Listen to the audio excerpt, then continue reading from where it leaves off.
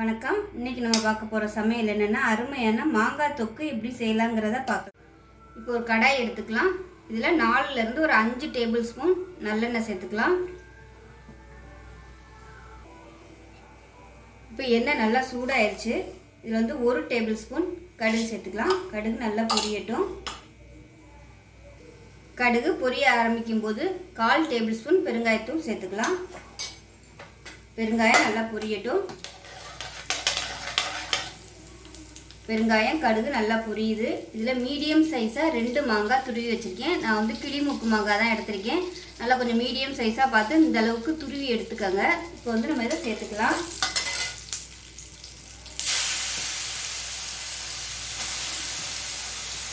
மாங்காயை சேர்த்துட்டு நல்லா வதக்கி விடணும். மாங்காய் வந்து நல்லா சாஃப்டாக வர அளவுக்கு எண்ணெயில் ஃபஸ்ட்டு வதக்கிக்கலாம்.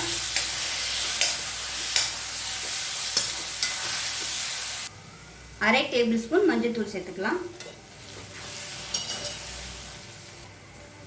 மாங்காய் நல்லா சாஃப்டாக ஆரம்பிச்சிருச்சு. இப்போ வந்து மிளகாத்தூள் சேர்த்துக்கலாம். 3 டேபிள் ஸ்பூன் மிளகாத்தூள் சேர்த்துக்கோங்க. காரம் எவ்வளோ தேவையோ அந்த அளவுக்கு சேர்த்துக்கலாம். இதில் 1.5 டேபிள் ஸ்பூன் உப்பு சேர்த்துக்கலாம்.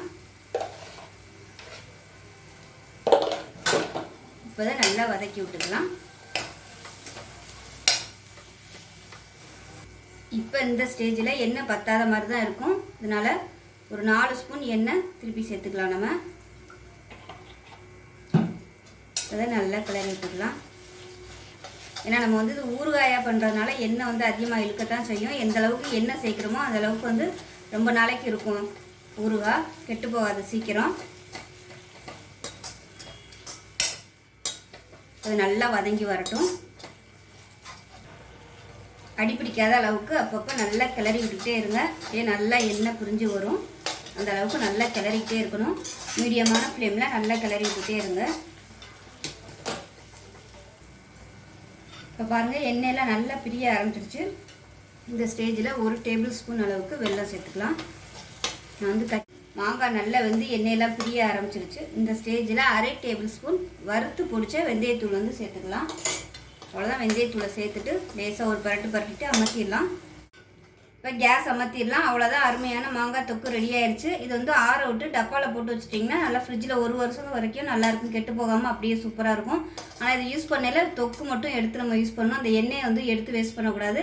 அந்த எண்ணெய் மேலாப்பில் இருந்தால் தான் பூசணம் பிடிக்காமல் இருக்கும். இல்லாட்டி சீக்கிரமாகவே கெட்டு போயிடும். அவ்வளோதான். அருமையான மாங்காய் தொக்கு சூப்பராக ரெடி ஆயிடுச்சு. ஸோ இதே மாதிரியே செஞ்சு பாருங்கள். செஞ்சு பார்த்துட்டு எப்படி வந்துச்சுங்கிறத சொல்லுங்கள். வீடியோ பிடிச்சிச்சுன்னா லைக் பண்ணுங்கள், கமெண்ட் பண்ணுங்கள், சேனலை சப்ஸ்கிரைப் பண்ணுங்கள், பக்கத்தில் உள்ள பெல் பட்டனையும் ப்ரெஸ் பண்ணுங்கள். நன்றி.